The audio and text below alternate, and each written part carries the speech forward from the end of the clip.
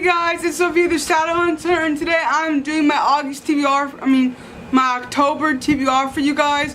I'm so excited. Hopefully I can actually read all these books for this month's TBR. Last month I was about 2 books short, which is okay because I still read a lot of books I wanted to, and it was a great reading month for me, and I read it. I've been trying really hard not to get on myself for not reading enough if I don't feel like it, or not reading a book faster. I feel like when I first fell in love with reading, I read everything so fast and I enjoy it so much and just continue. And when I got older, it was a little bit hard to do it, and now I try to force myself to do it, and at times I do it, and at times I don't feel like it. I just don't have time to read, and I'm like, it's okay. I don't want to get on myself for it. It's supposed to be relaxing and fun and enjoyable. And I feel like I'm enjoying it more and more now because I'm not having all the expectations on myself about what I need to be doing, and I'm not doing it. So it makes it more enjoyable, and it's supposed to be, help you to decompress and not be stressed, and I stressed myself out about it before. So I'm trying to work on that. So let me know how what you guys want to read for the month of October and down below. Let's get started. So the book I started reading already is Hero of the Pacific by James Brady. I started reading this yesterday. I'm halfway through with it. It says, in the summer of 1943, this is Heroes of the Pacific by James Brady. It says right here, in the summer of 1943, John Basilone has become one of the most famous and admired people in America, having been awarded the Congressional Medal of Honor for extraordinary bravery under fire at Guadalcanal. The young Marine toured the nation with movie stars, shared podiums with mayors and governors, and was even rumored to have made a romantic connection with a beautiful actress. Why would a man who had proven his courage beyond any doubt and was reaping the rewards of his service beg his commanding officers to break with tradition and send a Medal of Honor winner back into combat? And Hero of the Pacific, Marine Corps veteran and best-selling author James Brady tells the dramatic life story of a small-town boy who found his purpose in 2 of World War II's most hellish battlefields and became a national hero, only to fade from memory after his death on Iwo Jima. You may never have heard of John Basilone, but once you read this powerful tale, you'll never forget him. Like I said, I know him for The Pacific, the Band of Brothers, and I read The Pacific, and I watched that a couple of times. So his character has been one of my favorites, and I wanted to read his story, so I'm glad to be reading it. I really enjoy it. Once I finish it, I'll do it right for you guys. Next, I have It Happened in Italy by Elizabeth Bettini. Untold stories of how the people in Italy defended the horrors of the Holocaust. This book is so pretty. I got it from House Press Books, you see. Let me read what it says it's about.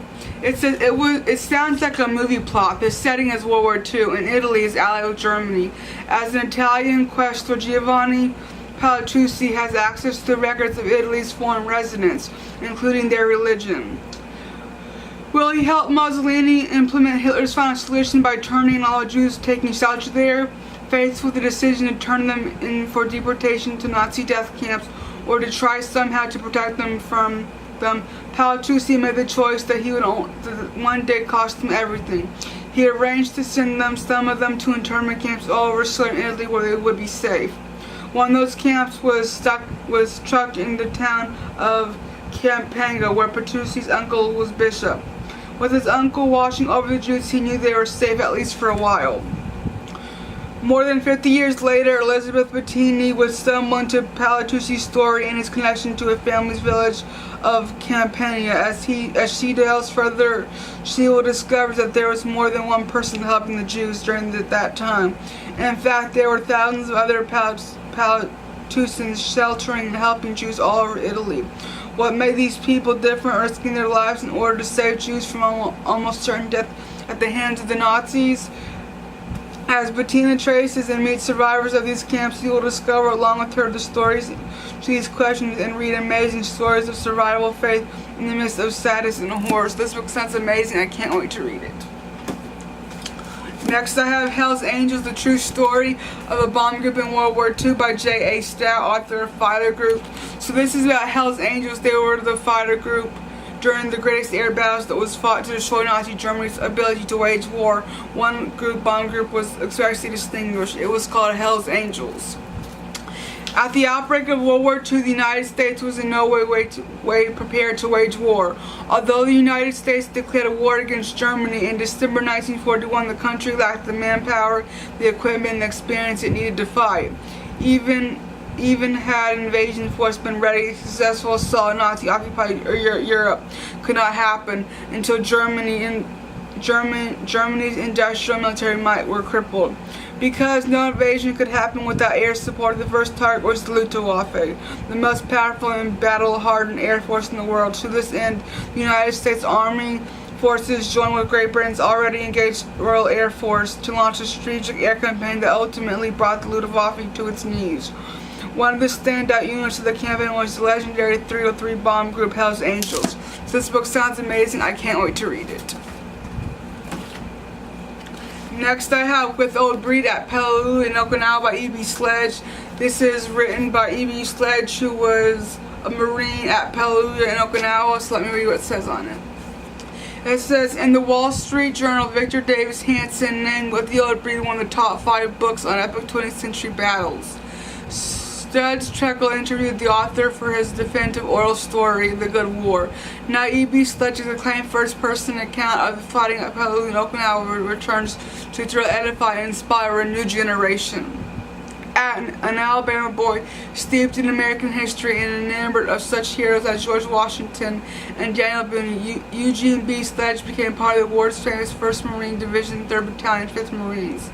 Even after the intense training, he was shocked to be thrown into the Battle of Peleliu, where the world was a nightmare of flashes, explosions, and snapping bullets. By the time his Sledge hit the hell of Okinawa, he was a combat vet, still filled with fear, but no longer with panic. Based on notes Sledge secretly kept in a copy of the New Testament, With Old Breed captures with utter simplicity and searing honesty the experience of a soldier in the fierce Pacific Theater. Here's what saved, threatened, and changed his life. Here, too, is a story of how he learned to hate and kill and came to love his fellow man. This book sounds amazing, and I can't wait to read it. Next, they have The Beast in the Red Forest by Sam Eastland. This is Inspector Packlow's novel. It faces his deadliest foe. It says, a soldier returns from the front line to battle to report that Inspector Packlow's charred body has been found at the site of an ambush, but Stalin refuses to believe that the informant Packlow is dead. On Stalin's order, Packlow's assistant Kurov now travels into the forests of western Russia, following the trail of clues into a wilderness where partisan wage a brutal campaign against the Nazi invaders. Unknown to Kirov, he's being led into a trap. Fifth Inspector Packlow's novel delight fans and newcomers alike. This book sounds amazing. I can't wait to see how Kirov does trying to find him. Now, lastly but not least, I've only known about this book now for 3 or 4 weeks. I got it for my birthday. I'm so excited to read that. Is Don't Stop Believing by Jonathan Kane. As I told you guys, I hope to read this book, and I did get it for my birthday. It says, the man, the band, the song that inspired generations. So he is the keyboardist for Journey, and he wrote this book, and he also has a couple solo albums that are Christian music, which are awesome, like you guys have seen. I've done reviews of his music. I'm going to review the other ones, and as I read this book, I'll also do more reviews. So let me read what it says. It says, Jonathan Kane co-wrote the songs that shaped an era, songs forged from his past, from a driven man who, by the grace of God, survived it all, even success.